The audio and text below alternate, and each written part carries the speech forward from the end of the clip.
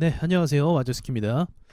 자, 오늘은 세력들이 개인을 밀어내기 위해서, 털기 위해서 쓰는 방법이 무엇이 있는지를 한번 보도록 할게요.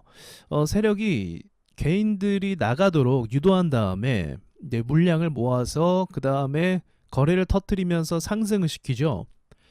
그러기 위해서는 기존에 가지고 있던 물량들을 뱉어내야 이제 세력들이 주가를 올릴 때 좀 수월해질 수가 있습니다.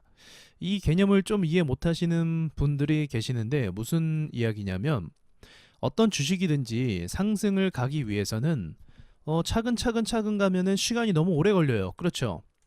여기서도 보시면 HLB 오늘 생명과학 오늘 주목받았던 주식이죠. 자, 여기까지만 올라가는데도 꽤 오랜 시간이 걸렸잖아요. 단봉으로 가게 되면. 그런데 이 주가라는 건 상한 제도가 있죠. 30%까지 오를 수 있고 그 다음 날에도 30%까지 오를 수 있습니다. 이런 상한 제도가 있기 때문에 되도록이면은 주가를 빠르게 올린 다음에 빠른 속도로 올린 다음에 테마를 받아서 그리고 고점에서 보통 물량들을 다른 사람들에게 넘기는 거죠. 그래서 밑에서 매집을 안정적으로 들어간 다음에 이제 시세 차익을 낸다는 겁니다.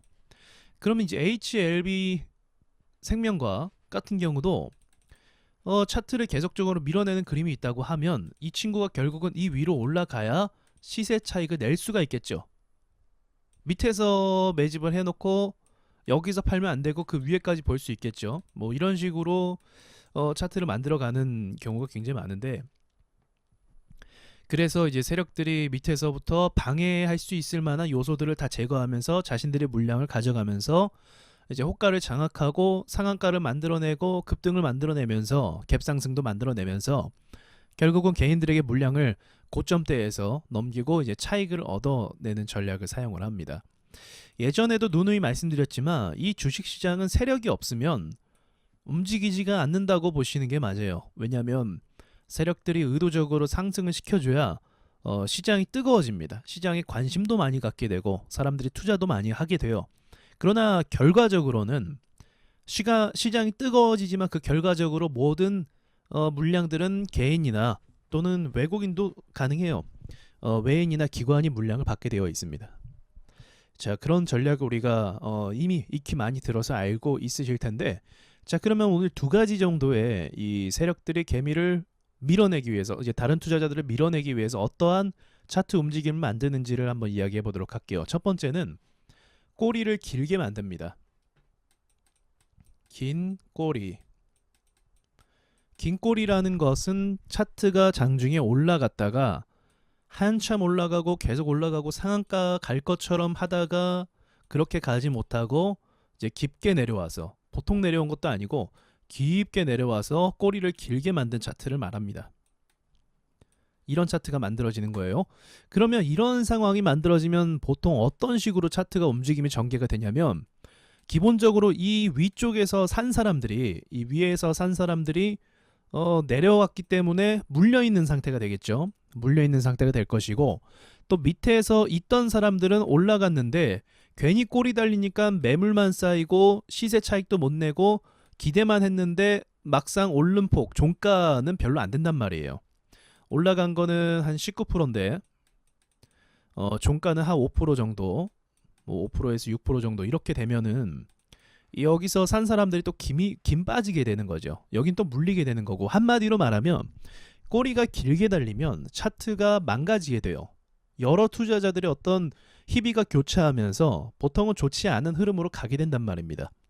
그러면 어떤 악순환이 발생이 되냐면, 다음에 또 오르려고 하면 여기 있는 사람들 때문에 또 꼬리를 달아요. 그래서 한번 꼬리를 길게 달기 시작하면 그 다음부터 세력들이 제대로 종가를 지켜주지 않는 이상은 계속 꼬리를 달게 되는 겁니다. 악순환 반복이 되는 거예요. 근데 세력들이 의도적으로 이러한 차트를 만드는 거죠. 왜요? 꼬리가 많으면 투자자들이 지치게 되고 밑에 있던 사람들도 시세를 줄 때 나오게 됩니다. 왜냐하면 또 꼬리 달 거니까. 이걸 반복을 시키는 거예요. 그래서 투자자들로 하여금 고통과 지치게 만드는 그런 역할을 하게 된다는 거죠. 그러니까 이 세력들이 의도적인 부분들이 뭐냐면, 투자자들이 어떻게 하면 주식에 함부로 안 들어오고 매물을 던질지에 대해서 심리를 잘 알고 있어요. 한두 번 해본 게 아닌 거죠. 잘 알고 있어요. 물량을 자신들이 어디까지 모으는 데 있어서 개인들이 어떠한 반응을 줄지에 대해서 잘 알고 있단 말입니다. 그래서 이 부분은 어떻게 해석을 해야 되냐면, 그래서 이제 매집 중인 걸 들어가지 말라는 얘기를 많이 해요. 매집 중인 거는 들어가지 마라. 들어가지 마라. 왜요? 이렇게 계속 흔들고 밀고 또 골파기도 하고 이러한 형태를 계속적으로 만들어내기 때문에 들어가지 말라고 이야기하는 것입니다. 이해가 되시죠? 그래서 여러분께서 만약 들고 있는 주식이 계속적으로 꼬리를 단다고 하면 세력들이 출발을 시키는 지점이 어딘지는 사실 아무도 알 수 없기 때문에 그걸 버티던가 좀 그런 식으로 가져갈 수밖에 없습니다. 어쩔 수가 없어요. 여러분 매물을 뺏으려고 그러는 거거든요. 자, 이렇게 꼬리를 다는 방법이 있고요. 자, 그 다음 두 번째로는 갭을 크게 띄어서 갭을 상승시키는 거죠. 시초가에 갭을 크게 띄우게 만들면서 그 다음에 음봉 마감으로 해버리는 것입니다. 음봉 마감. 지난 시간에 배웠지만 음봉이 나오게 되면 롱바디 음봉이 특히 잘 나와요. 매집 중에는. 이 롱바디 음봉이 나오게 되면 투자자들이 굉장히 심리적으로 압박을 받게 됩니다. 예, 차트를 딱 보면은 부담스러워요. 롱바디 음봉이. 그래서 이 롱바디 음봉이 자주 나오는 종목일수록 세력들이 의도적으로 차트를 만들어가고 있다고 볼 수가 있어요. 한번 이 신성통상 종목을 또 한번 봐볼까요? 상한가가 나온 다음에 그 다음에 밀려서 롱바디 음봉, 또 상한가 나오고 또 롱바디 음봉, 이런 식으로 계속 반복해서 물량들을 이제 털어내게끔 만듭니다.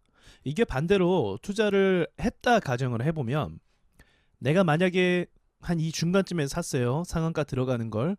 그리고 나서 좀 며칠 봐야겠다라고 판단을 했다고 가정해 볼게요.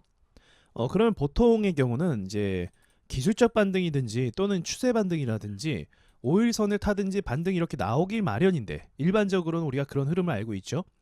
그런데 이 와중에 음봉을 이렇게 때려버리면 투자자들 입장에서는 압박을 받게 돼요. 압박을. 야, 이거 어디까지 가려나? 기술적 반등이 안 나오고 추세선이나 이평선도 다 깨버리고 있잖아요. 그러면 심리적으로 압박을 받게 됩니다. 근데 세력들은 급할 게 없어요. 왜냐면 매집 중이기 때문에 더 밀어도 돼요. 얘네 마음이에요, 그냥. 이 상황부터는.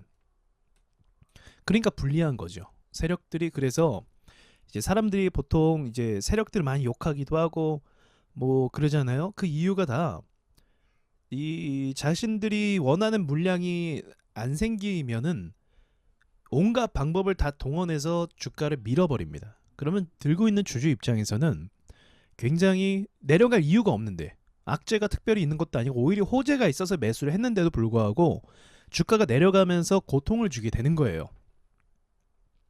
그리고 반등이 좀 나오면 이제 던져버리게 되죠.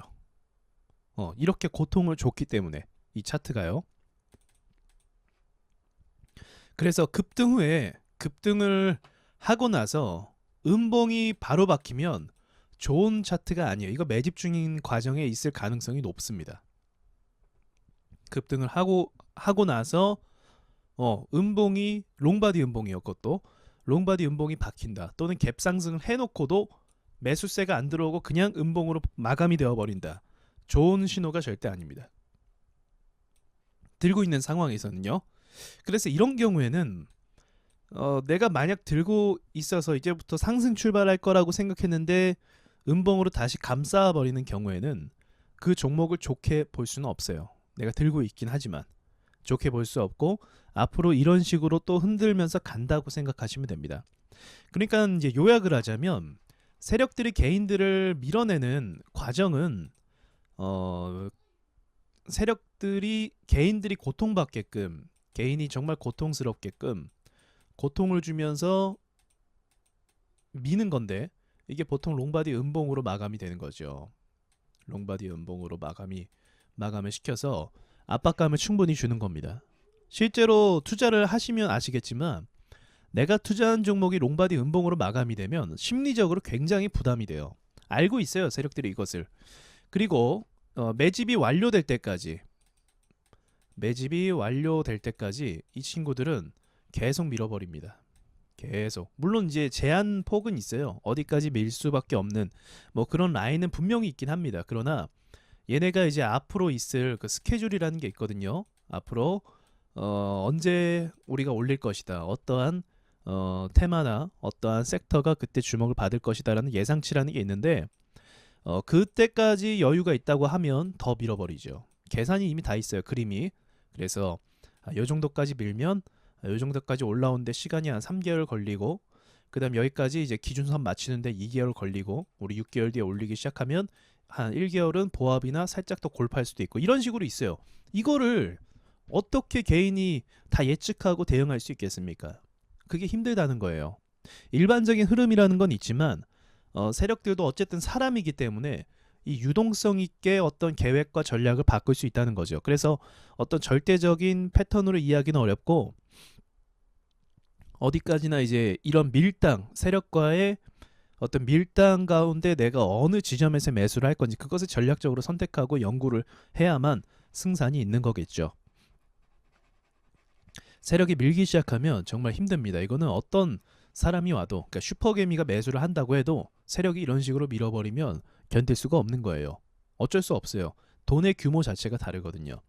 그러니까 여러분께서 세력이 어느 시점부터 이제 올리기 시작하는지 그거를 좀 공부하시면 좋을 것 같아요. 그래서 투자를 많이 한 사람일수록 어느 시점부터 투자를 하냐면 정배열 이야기를 그때부터 많이 하고요. 그리고 재료 이야기를 그때부터 합니다. 왜냐면 재료가 터져야 어쨌든 뭔가 명분이 돼서 올라가거든요. 이해가 되시죠? 매집할 때는 이 재료가 불분명해요. 근데 상승했을 때는 그런 것들이 좀 의미가 있고 정배열이나 이런 것도 만들어지고 그래서 그때부터 접근하는 게 일반적입니다. 상투에서 잡는 건 아니고요. 또 너무 상투에서 잡는 건 아니고 신성통상 같은 경우도 이런 긴 시간에 어떤 고통을 주는 시간을 다 맞추고 그 다음에 이제 이 보합 긴 보합을 깬 다음에 이제 상승으로 가면서 이제 그 뒤로 간 그림이 나오죠. 이게 여기서 막히고 떨어질 수도 있어요. 이렇게 모르는 거죠. 차트 흐름을. 근데 결과적으로는 올랐지만 어디서 우리가 공략할 수 있을까? 정배열에서 공략할 수 있을까? 아니면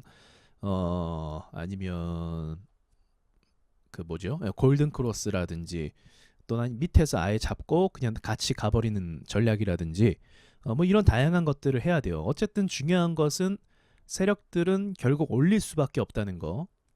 그게 포인트고 그리고 내릴 때는 세력들이 매집 중에는 과감하게 정말 지구 끝까지 내릴 것 같은 그런 압박을 줄 수 있다는 거. 그런 것들을 여러분들이 기억하시면 좀 매매하실 때 도움이 되실 것 같습니다. 다시 말씀드리지만 세력의 이런 매집 전략 가운데서는 이길 수 있는 개인이 없다는 걸 참고하세요. 그러면 오히려 답이 보여요. 아, 여기선 승산이 없으니까 그럼 다른 승산 있는 구간을 가야 되는구나. 이런 식으로 이제 꼬리를 물면서 답을 찾아갈 수 있는 힌트가 생기게 됩니다. 이상 마치도록 할게요.